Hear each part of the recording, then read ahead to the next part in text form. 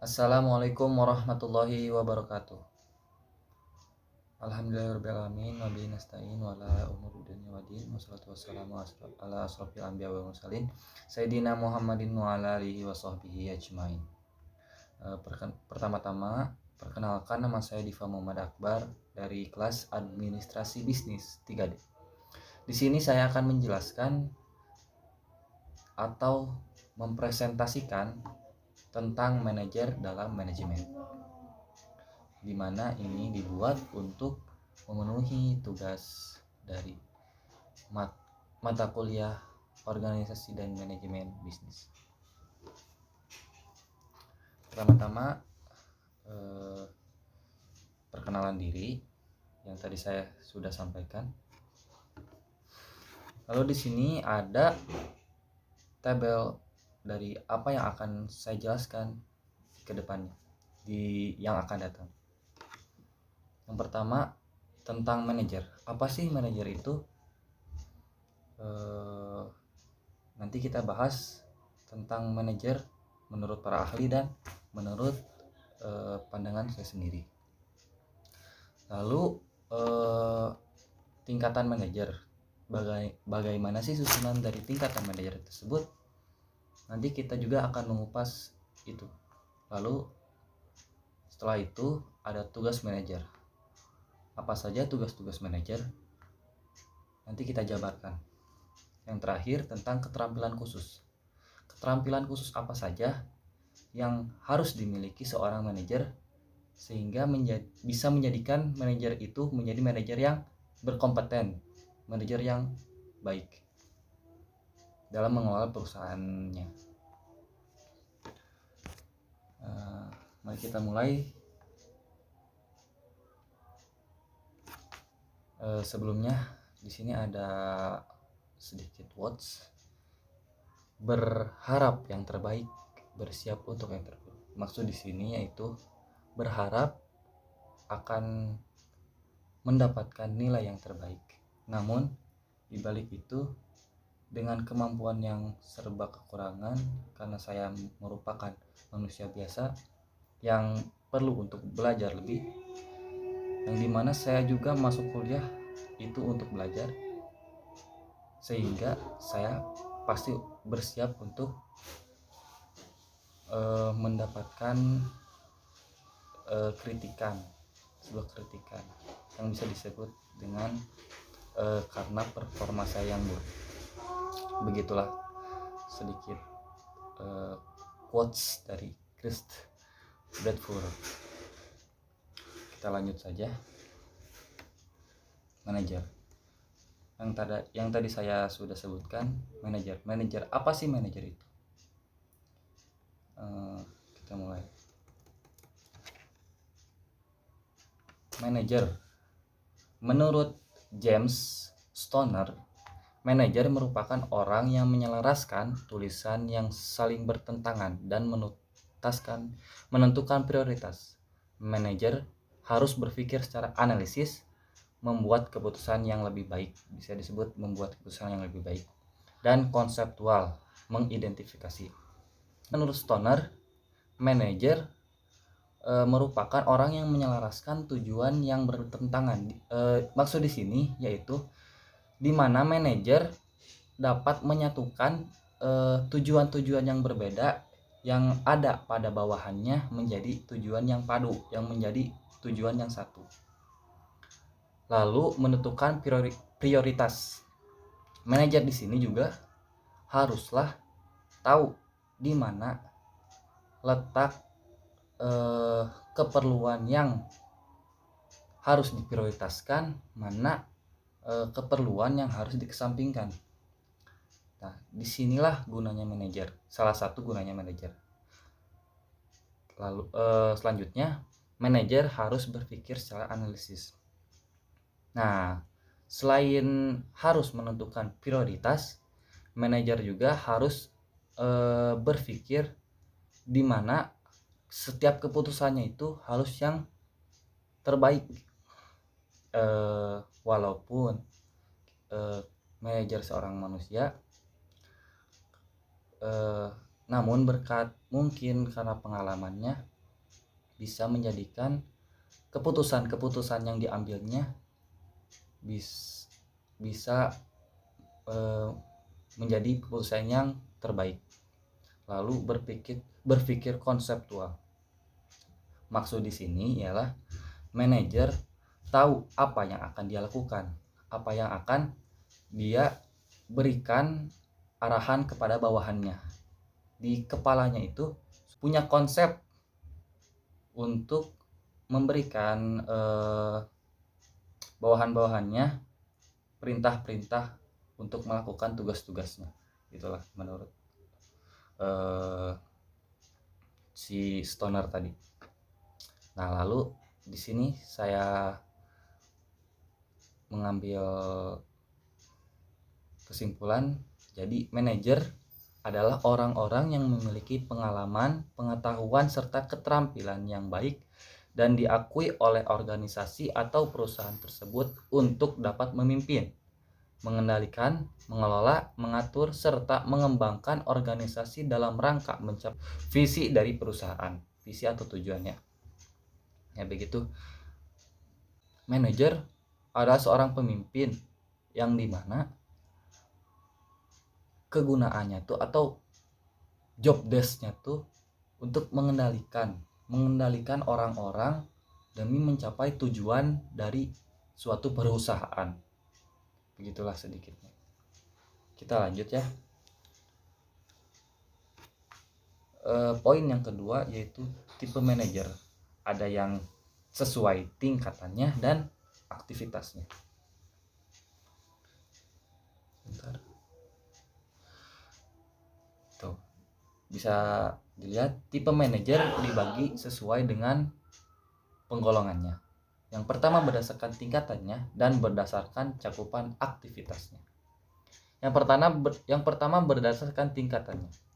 Organisasi yang modern memiliki tingkatan masing-masing, di mana setiap tingkatan memiliki tugas masing-masing. Ya tentu dalam suatu perusahaan besar diperlukan pembagian tugas dari manajer. Ada manajer pemasaran, manajer keuangan, dan manajer yang lainnya. Demi terlaksananya perusahaan yang berkompeten. Ya. Lalu ada aktivitas manajer. Berdasarkan cakupan aktivitasnya atau peranan dalam perusahaan yang mereka jalani. Ya, nanti kita akan jelaskan di slide selanjutnya. Tipe pertama itu manajer berdasarkan tingkatannya. Ada 3 tingkatan. Yang pertama top manager atau manajer puncak. Lalu yang kedua middle manager, manajer menengah, yang terakhir lower manager. Itu manajer terbawah. Yang satu top manager. Top manager merupakan pimpinan tertinggi dari suatu perusahaan. Yang termasuk dalam golongan ini adalah direktur utama dan dewan komisaris. Manajer ini juga dikenal pula dengan istilah executive officer. Manajer ini merupakan manajer tertinggi di dalam suatu perusahaan. Lalu yang kedua yaitu middle manager. Middle manager adalah pimpinan menengah dari suatu perusahaan, yang dimana termasuk dalam golongan ini adalah kepala divisi, kepala unit, kepala bagian, dan pimpinan cabang. Itu merupakan middle manager atau manajer menengah. Yang terakhir adalah lower manager. Manajer ini adalah pimpinan terendah atau secara langsung yang memimpin suatu perusahaan.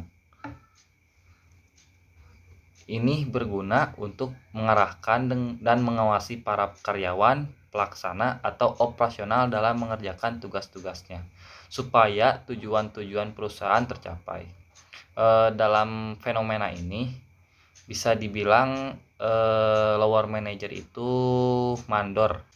Kita pindah ke slide selanjutnya, yaitu tentang manajer berdasarkan aktivitasnya. Yang pertama itu manajer fungsional atau manajer fungsi.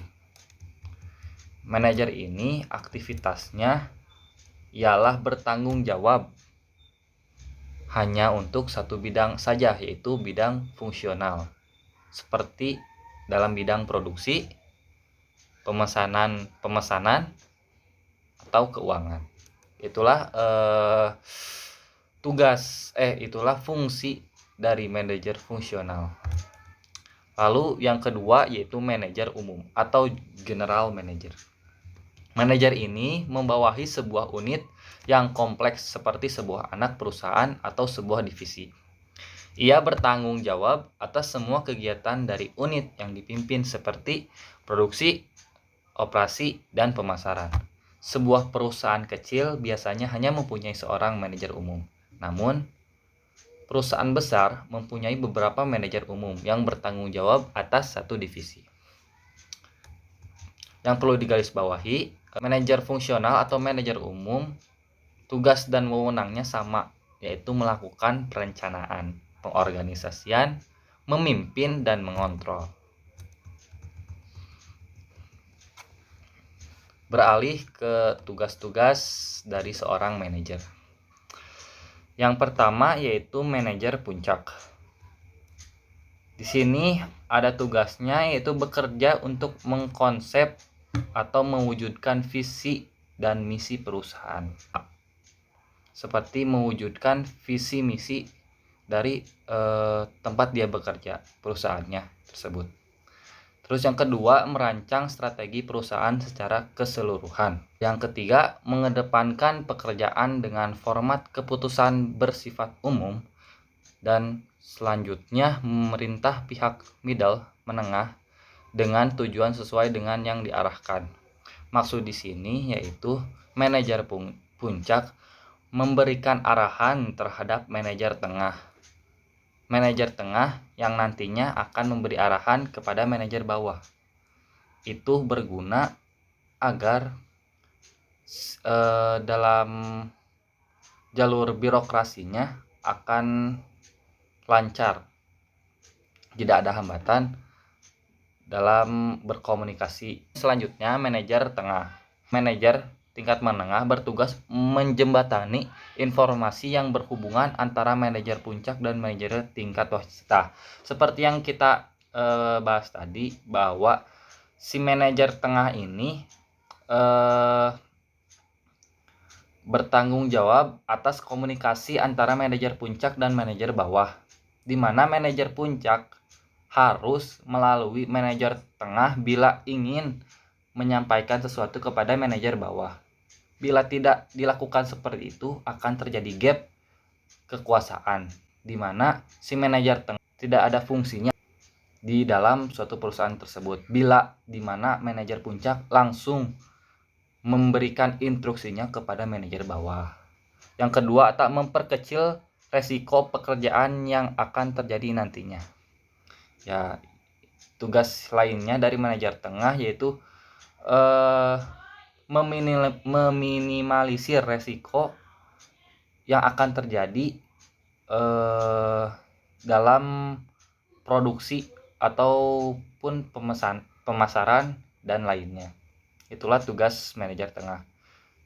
Ada lagi yang satu lagi, manajer tingkat menengah harus mengadakan pembagian pekerjaan. Untuk pembagian pekerjaan di suatu perusahaan dilakukan oleh manajer tengah. Mau itu pekerjaan yang bersifat produksi, bidang apapun. Itulah tugas-tugas dari seorang manajer tengah. Yang terakhir, manajer bawah. Tugas pertama adalah mengerjakan seluruh pekerjaan yang ditugaskan oleh pihak manajer tingkat menengah hingga selesai. Nah, seperti yang dijelaskan sebelumnya, tugas dari tingkat menengah itu, manajer tingkat menengah itu secara langsung juga itu merupakan tugas dari manajer puncak. Ya, tuh. Lalu yang kedua, melakukan pekerjaan dengan sangat sistematis dan terstruktur, menghindari timbulnya kesalahan yang bersifat fatal. Karena ditempatkannya dia menjadi manajer tengah akan menjadi sebuah tekanan untuk dia karena dia berada di manajer bawah. Terus yang terakhir untuk melayani unit-unit yang paling bawah seperti bertemu secara langsung dengan kerja karyawan yang memproduksi produk-produk perusahaan. Lalu selanjutnya, keterampilan khusus yang harus dimiliki seorang manajer. Yang pertama adalah keahlian teknis, technical skills, yaitu keahlian yang diperlukan untuk melakukan pekerjaan spesifik tertentu, seperti mengoperasikan komputer, mendesain bangunan, membuat layout perusahaan, dan lain sebagainya. Inilah keterampilan yang perlu dimiliki oleh seorang manajer, karena tanpa ini seorang manajer tidak akan menjadi manajer yang berkompeten. Lalu yang kedua, keahlian berkomunikasi dan berinteraksi dengan masyarakat, atau bisa disebut human relation skill. Ini bermaksud yaitu keahlian dalam memahami dan melakukan interaksi dengan berbagai jenis orang di masyarakat. Seperti contohnya, keahlian dalam bernegosiasi, memotivasi bawahan-bawahannya ataupun orang-orang halayak umum, meyakinkan orang di mana dia memiliki integritas dalam dirinya dan lain sebagainya. Lalu keahlian dalam mengelola waktu, karena dialah yang nantinya yang akan menjadi contoh untuk bawahan-bawahannya. Seorang manajer akan menjadi role model. Dituliskan di sini, keahlian dalam memanfaatkan waktu secara efektif dan efisien. Efektif dan efisien. Tidak efektif saja, tidak efisien saja. Harus berbarengan.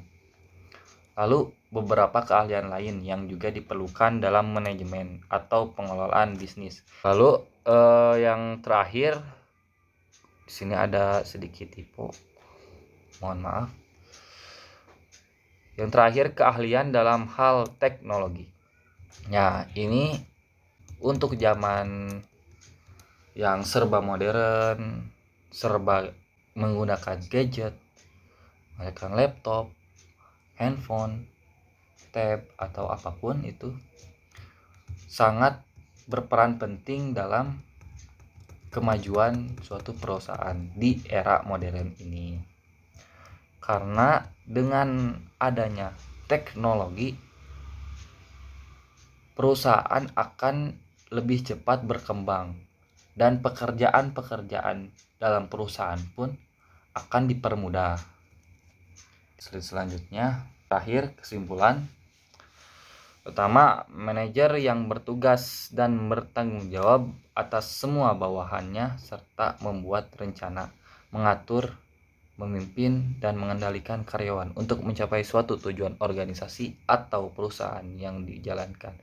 Ya, di sini tercatat bahwa manajer adalah seorang pemimpin yang dimana tugasnya untuk membuat rencana, mengatur,